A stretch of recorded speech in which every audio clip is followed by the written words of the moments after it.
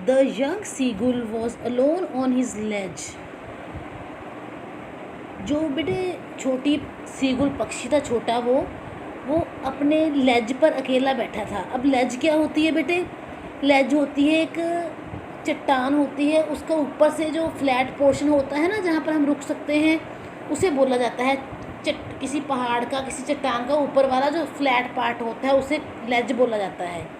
वो young seagull, जो छोटा सीगुल पक्षी था, वो लेज पर अकेला था, उस चट्टान के सरफेस पर अकेला था। His 2 brothers and his sister already phloem away the day before. उस यंग सीगुल के 2 भाई और उसकी बहन एक दिन पहले ही वहाँ से उड़कर जा चुके थे। He had been afraid to fly with them. पर जो वो यंग सीगुल था ना बेटे, जैसे कि मैंने आपको पहले इंट्रोडक्शन में बताया है, वो बहुत डरपोक था।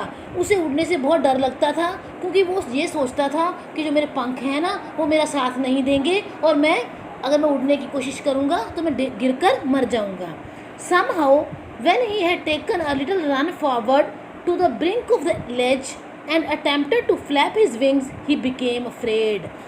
पर बेटे किसी न किसी तरह, somehow का मतलब हौसला जुटाकर, किसी न किसी तरह उसने क्या करने की कोशिश की, उसने थोड़ा सा पीछे को दौड़कर एकदम से सोचा कि मैं एकदम से दौड़कर पीछे से आऊँगा, और लेज के किनारे तक पहुँचा। ब्रिंक मतलब किनारा बेटे, एज।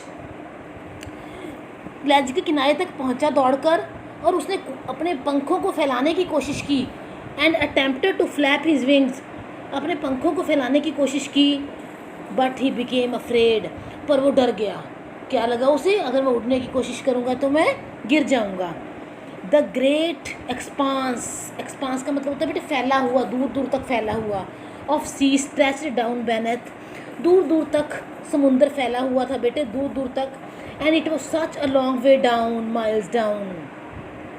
और यह कितना लंबा था बेटे, कितनी दूर दूर तक, माइल्स दूर तक ये समुंदर फैला हुआ था।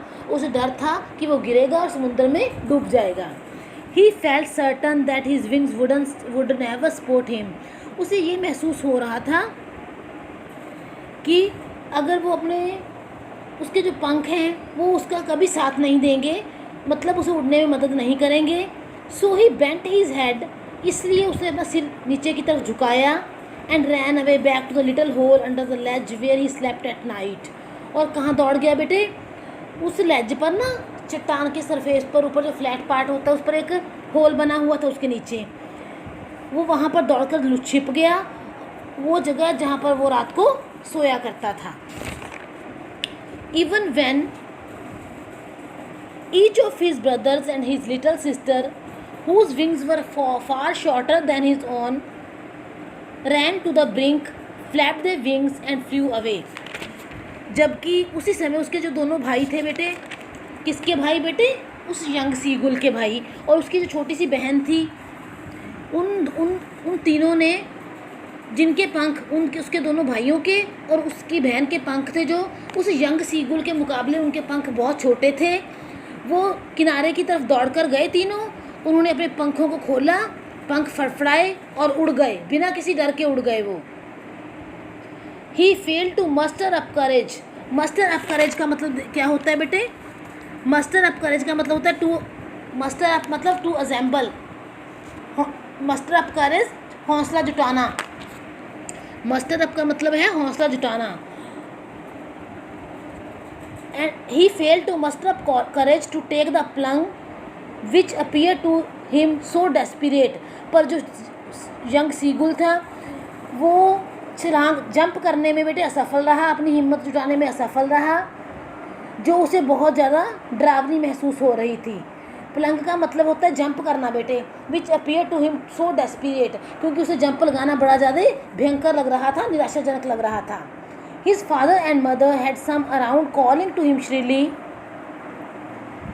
upbraiding him, threatening to let him starve on his ledge unless he flew away, but for the life of him he couldn't move.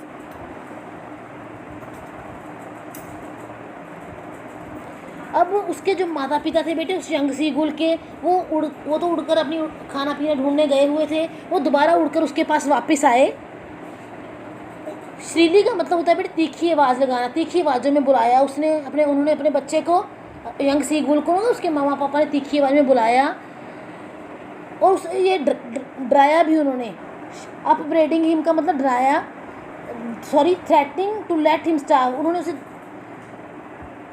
डराया कि अगर वो इसी लैज पर बैठा रहेगा तो वो भूखा मर जाएगा, उसे यहाँ पर कोई भोजन नहीं देने वाला।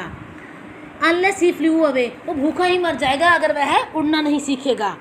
But for the life of him he couldn't move, पर वो जो यंग सीगुल था बेटे, वो अपनी ज़िंदगी खोने के डर से उड़ नहीं पाया, हिल भी नहीं पाया वहाँ से, उस लैज से। उसे ऐसा था कि अगर वो उड़ने की कोशिश करेगा तो वो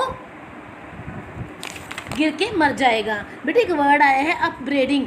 अपब्रेडिंग का मतलब होता है बेटे डांटना। डांटते हुए वो आए उसके पास और उसे डांटने लगे, उसके मम्मी पापा थे जो कि, और उसे धमकाया डराया कि अगर वो उड़ना नहीं सीखेगा तो वो इसी लैज पर बैठा रह जाएगा, उसे कोई खाना नहीं देगा और वो भूखा मर जाएगा। That was 20 hours ago।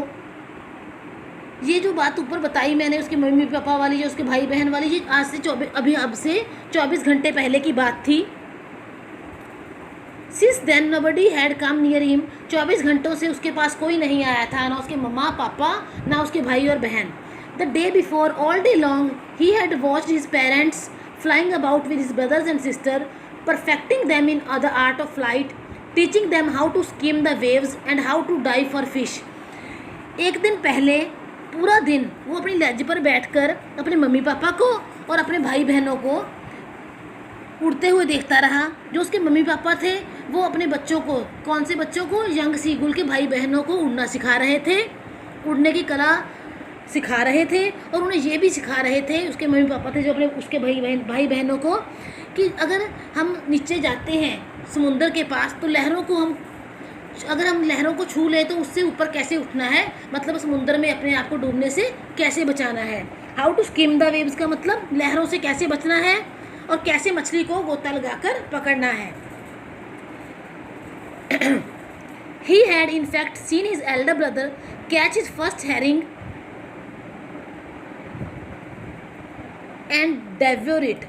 असल में उसने देखा था उस अपने बड़े भाई को हैरिंग, HERRING वर्ड आया है बेटे, ये एक फ़िश की टाइप होती है, ठीक है। उसने अपने भाई को हैरिंग मछली को पकड़ते हुए देखा था। डेव्योर का मतलब होता है बेटे खाना, निगलना, और ये भी देखा था कि उसका भाई कितने शौक से उस मछली को खा रहा है। स्टैंडिंग ऑन अ रॉक, उसका भाई एक चट्टान पर खड़े होकर उस मछली को खा रहा था।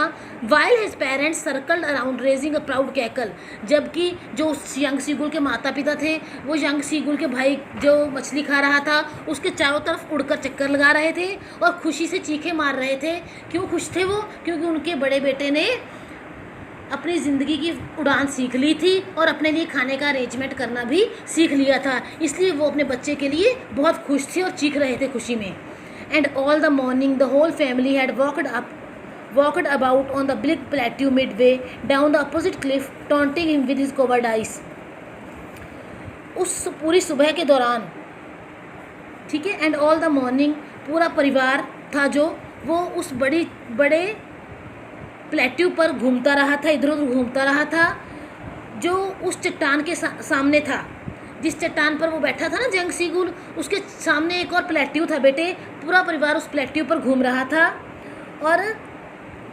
और उस यंग सीगुल को उसकी कायरता के लिए चिढ़ा रहा था, कमेंट कर रहा था कि तुम कायर हो, ये देखो तुम्हारे भाई बहन कि ये उड़ना सीख भी गए हैं।